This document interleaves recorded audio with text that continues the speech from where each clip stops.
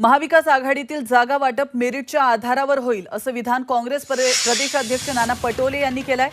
सर्व नेते सध्या दौऱ्यावर आहेत आणि 16 ऑगस्टला मुंबईमध्ये महाविकास आघाडीची बैठक होणार आहे। यावेळी जागा वाटपाची तारीख निश्चित केली जाईल अशी माहिती देखील पटोलेंनी दिली आहे।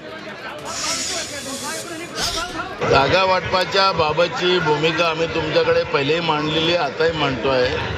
अजून त्याची सुरुवातच झालेली नाही आहे। आता आम्ही दौरे सगळेच आमचे नेते